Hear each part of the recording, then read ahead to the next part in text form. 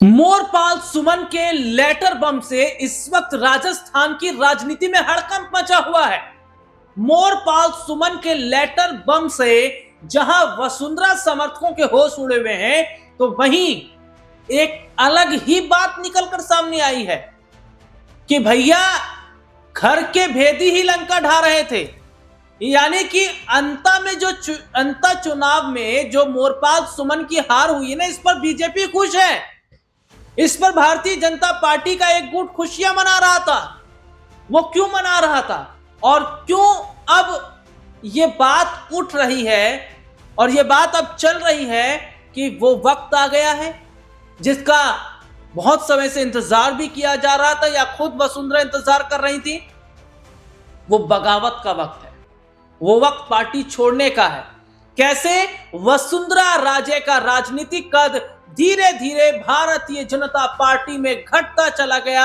वसुंधरा उम्मीद की नजरों से देखती रही, लेकिन हाथ कुछ नहीं लग पा रहा है और ना लग पाया है। शुरुआत हम करेंगे मोरपाल सुमन से। अंता में जो उपचुनाव हुआ, उस उपचुनाव में मोरपाल सुमन की करारी हार हुई और मोरपाल सुमन को उतारा मैदान में किसने था? वसुंधरा राजे ने, क्योंकि वसुंधरा राजे के करीबी ही मोरपाल सुमन माने जाते हैं। और बहुत एंड टाइम पर उतारा गया, वो भी तब जब चुनाव नजदीक था। नरेश मीणा ने निर्दलीय चुनाव लड़ने का फैसला कर लिया था, कांग्रेस ने भाया को मैदान में उतार दिया था, लेकिन बीजेपी में गुटबाजी चल रही थी क्योंकि वसुंधरा राजे के मन में कुछ और ही चल रहा था। लेकिन एंड टाइम पर उन्होंने मोरपाल सुमन को उतार दिया। बहुत सारे नामों की चर्चा हो रही थी, लेकिन देखिए मोरपाल सुमन को उन्होंने उतारा और उन्होंने जीत का दावा भी किया। उन्होंने विक्ट्री की तरफ इशारा भी किया था कि भैया हमारे प्रत्याशी हैं, इनकी जीत होगी। लेकिन यहां पर ध्यान दीजिएगा कि क्या पार्टी के भीतर ही कुछ लोग ऐसे थे जो इस उधेड़ बुन में लगे हुए थे कि मोरपाल सुमन को चुनाव नहीं जीतने देना है, और क्या इसके लिए अगर पैसा बांटना पड़े तो पैसा भी बांटेंगे, और बांटा गया। ये मोरपाल सुमन ने कहा। मोरपाल सुमन ने जिस लेटर बम को फोड़ा है, उसे देखकर वसुंधरा राजे हैरान है, उनके समर्थक हैरान है कि अपनों ने ही दगा किया, अपनों ने ही साजिश रची। क्योंकि मोरपाल सुमन ने जो लेटर फोड़ा, या लेटर जो उन्होंने लिखा अपनी हार को लेकर, उन्होंने तो साफ कर दिया कि भैया हार के पीछे जनता नहीं है, बल्कि हार के पीछे अपने लोग हैं। ये पार्टी के भीतर बैठे हुए लोग हैं, जिनका नाम उन्होंने खुलकर बोला। इसमें स्पीकर ओम बिरला का नाम भी शामिल आ रहा है।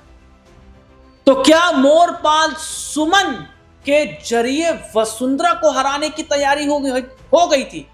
राजस्थान में आगामी समय के अंदर विधानसभा के चुनाव होने वाले 2028 में, और राजस्थान के विधानसभा चुनाव से पहले वसुंधरा राजे का सीएम बनने का सपना टूट गया साहब। और यह सपना उस वक्त और टूट गया जब नितिन नबीन के हाथ में भारतीय जनता पार्टी ने राष्ट्रीय अध्यक्ष की जो कुर्सी है वो दे दी। क्योंकि देखिए काफी समय से क्या चर्चा चल रही थी कि बीजेपी का राष्ट्रीय अध्यक्ष कौन बनेगा, बीजेपी के राष्ट्रीय अध्यक्ष पद पर कौन बैठेगा। बहुत सारे ऐसे नाम आए थे, इसमें शिवराज सिंह चौहान थे, मनोहर लाल खट्टर थे, निर्मला सीतारमण, वसुंधरा राजे, तमाम और भी नहीं कई नाम थे इसमें।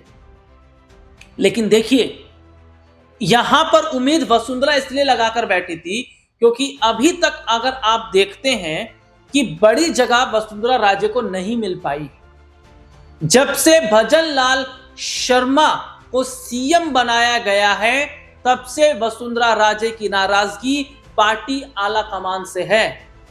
क्योंकि वसुंधरा राजे को तनिक भी अंदाजा नहीं था कि वो जिसके नाम की पर्ची निकाल रही है वो नाम उनका होगा नहीं, क्योंकि ये तो पर्ची वाली सरकार है साहब। और इस पर्ची वाली सरकार ने खेल कर दिया, भजन लाल शर्मा के हाथ में सीएम कुर्सी थमा दी। ये देखकर खुद वसुंधरा हैरान थी, ये क्या हो गया। उस वक्त भी चर्चा चल रही थी कि क्या वसुंधरा राजे बगावत करेंगी, लेकिन कहते हैं कि पार्टी आलाकमान से उनकी बातचीत होती है, जिसके बाद वो मामला ठंडे बस्ते में जाता है। हालांकि इन दिनों की अगर मैं बात करूं तो वसुंधरा राजे ने कई बड़े चेहरों से मुलाकात की है। उन्होंने नितिन नवीन से मुलाकात की, उन्हें बधाई दिया। उन्होंने आरएसएस प्रमुख मोहन भागवत से मुलाकात की, खबर है कि पीएम मोदी से भी मुलाकात उन्होंने की है। लेकिन क्या ये मुलाकात भर ही रह जाएगी? क्योंकि मोरपाल सुमन के लेटर बम से ये तो तय हो गया है कि भैया पार्टी के लोग नहीं चाह रहे हैं कि वसुंधरा को सीएम बनाया जाए। और इस बात को और हवा तब और मिल जाती है जब सीएम भजनलाल शर्मा के सामने जो बीजेपी के बड़े लीडर हैं, उन्होंने क्या कहा कि जो डिप्टी सीएम दिया कुमारी हैं वो आगामी समय का सीएम चेहरा है, भविष्य का चेहरा है। उन्होंने तो ये तक कहा था कि वो भी तो एक रानी है। तो क्या वसुंधरा राजे का सीएम बनने का जो सपना है वो अब टूट चुका है? और इस बीच ये भी ध्यान दीजिएगा कि किस तरीके से, देखिए, वसुंधरा राजे को जो है वो नरेश मीना का साथ मिल रहा है, क्योंकि नरेश मीना ने हाल ही में एक स्टेटमेंट जो दिया जिसमें उन्होंने जो मोरपाल सुमन है, जिन्हें कारण बताओ नोटिस जारी किया गया, इस पर वो भड़क गए। उन्होंने कहा कि मोरपाल सुमन ने गलत क्या कहा है, मोरपाल सुमन ने तो सही कहा, और उन्हें पार्टी ने नोटिस थमा दिया। और वसुंधरा के समर्थक मोरपाल सुमन माने जाते हैं, और राजस्थान में एक तीसरे मोर्चे की बात भी चल रही है। तो यहां पर देखा यह जा रहा है कि वसुंधरा क्या अब तीसरे मोर्चे के साथ आएंगे। हालांकि वसुंधरा राजे की तरफ से कोई स्टेटमेंट या फिर कोई इस तरीके की बातें अभी नहीं कही गई हैं, उनकी तरफ से कोई बयान इस तरीके के नहीं दिए गए हैं। लेकिन जो मौजूदा समय की तस्वीर है ना, वो ये बताती है कि अगर वसुंधरा के हाथ में सीएम कुर्सी नहीं लगती है, उन्हें मुख्यमंत्री जो कुर्सी है उस पर नहीं बिठाया जाता है, तो क्या वो वाकई पार्टी का साथ छोड़ देंगी?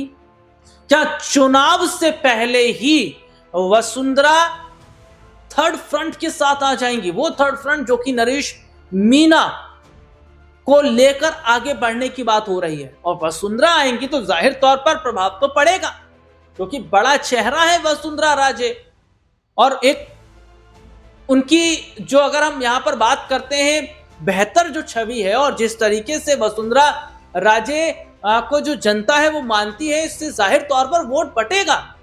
और वोट बटेगा तो ये नुकसान तो बीजेपी को होगा, क्योंकि वसुंधरा राजे के समर्थकों की भी कमी नहीं है। तो यहां पर अब देखना होगा कि क्या वसुंधरा राजे की नाराजगी को दूर कर लिया जाएगा, या फिर वसुंधरा राजे की नाराजगी बीजेपी पर भारी पड़ेगी। और क्या आने वाले वक्त में वसुंधरा अपने विधायकों के संग अगर पार्टी से अलग हो जाती हैं, तो क्या ये बीजेपी के लिए सबसे बड़ी मुश्किल घड़ी रहेगी? देखते हैं आगे जो भी होता है। और फिलहाल आज के इस प्रोग्राम में इतना ही, फिर आपसे दोबारा मुलाकात होगी। तब तक के लिए मुझे इजाजत दीजिए। नमस्कार।